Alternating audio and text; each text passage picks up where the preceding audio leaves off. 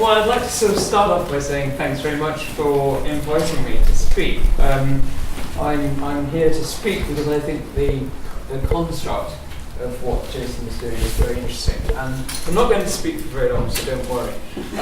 I'm going to throw out a few pointers because I think that's sort of helpful and thought-provoking to kind of have things buzzing around in our heads. And the first thing I'd like to say is, I wonder how many people who are actually here today have looked at the coin and have seen what it says on it before they knew about Jason's exhibition. And I would hazard a guess and say that probably not very many of us have really considered what is written on the coin itself. And I think it's extremely interesting that what appears almost like a sleight of hand in terms of institutional critique actually engenders looking very closely at something overlooked and very much taken for granted. So this construct of the institutional critique, when we think about what is being made transparent, is that some of the things that are being made transparent are things that we take for granted completely and we don't actually look at. So in a sense, what we could say the transformative effect of art's potential to get the person to look at something in a different way is quite remarkable. And it has a poetry of its own. And I'd just like to emphasise that as my sort of kicking off point, my starting point. So there are many precedents for the mode of production of the transparency of what it is to make an artwork, or what it is to have an exhibition, what is at stake in those two situations, what is at stake in the production of the work.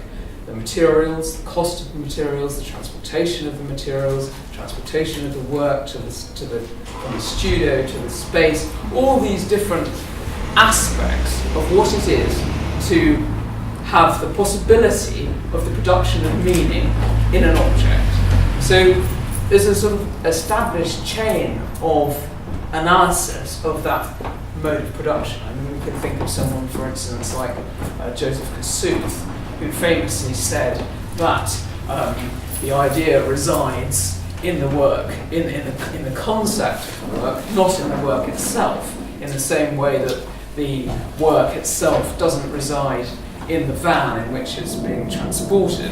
The work is being transported for a function. We don't think of the van as being the work. Now, in this instance, those networks of interconnections are intrinsic to its possibility. So it's a bit like looking at a mirror and seeing all these things in front of you, but seeing things that you wouldn't normally see, seeing things that might be invisible and are hidden. It could be things in someone's archive, in someone's filing cabinet, and so on. So we're seeing things that are not there generally.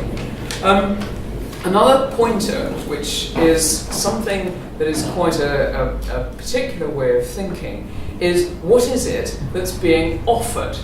Now, the value of the pound is £1, but I wonder if someone would be prepared to spend more than £1 on a pound.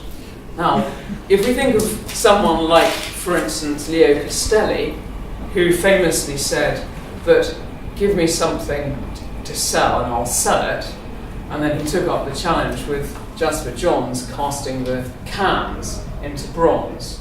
Now, I throw that in because there is that this is also implicit in the production of this work, the construct of what is value, what is the value, and how much value are we prepared to ascribe to something. The other notion of value that is important here is how we think about what we are looking at.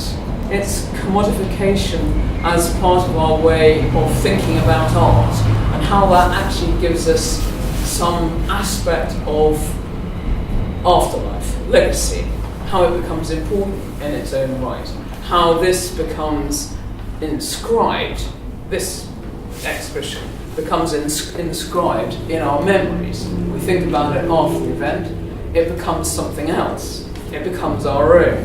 And that is then entering this kind of milieu of what we might describe as cultural capital. Now, what value do we put on cultural capital? This is another thing that, you know, it should be pondered upon. How do we put a value on cultural capital? What is its propositional status of cultural value? And I'm not going to answer those things. I'd like you to think about those things. The other aspect, of course, of this construct that's going on is my word is my bond, and the notion of what that means in terms of the agreement to do something, to undertake something. What value do we put on that agreement? You know, we deliver some goods, we pay for those goods. Often people give things in kind for something specific. We have gentlemen's agreements, or fashion parlance. We have contracts of exchange. We have an expectation of what's going to happen. We also have goodwill, and we have interest. And with interest, how do we put value on that? We have interest in the sense of capital interest, and we have interest in the sense of personal interest and vested interest. We have interest in the sense of being interested in something.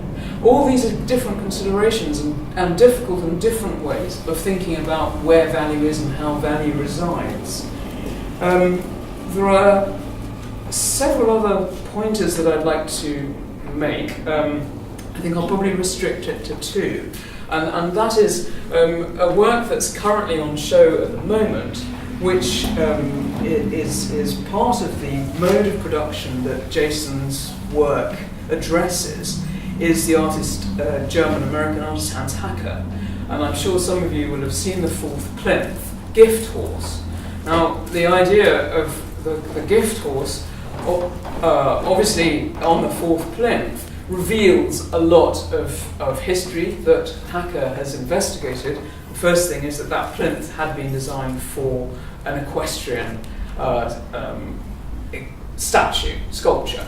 The other thing is that what's happening with this idea of the gift horse is a revealing of that notion of value.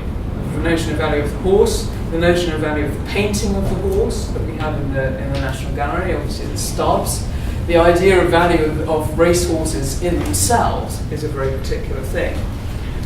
The other aspect of that Hacker piece is the idea of don't look a gift horse in the mouth, and a kind of sending up of that aspirational desire to make money.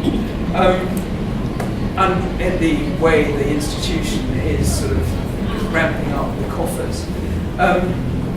Elements of humour are common here with Hacker, in common with Hacker and Jason. So, you know, the pointing out of the use of colour is something that you should give consideration to. Why, you know, and what does it mean? And it takes very neatly back to situations. The other point that I'd like to make is to come back again to the idea of what is being made visible and what is still invisible, and to ponder about that and to think about whether it's possible to render something truly transparent. And so thank you very much, Jason, for giving us this thought-provoking situation.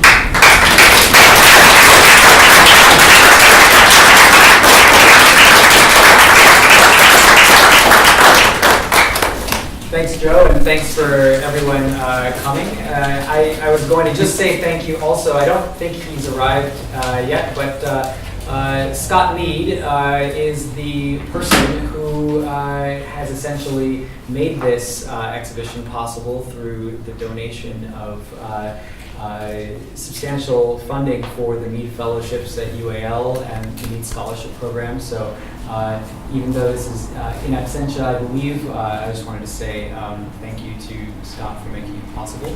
And there will be an after party just around the corner, so stick around. Thank you.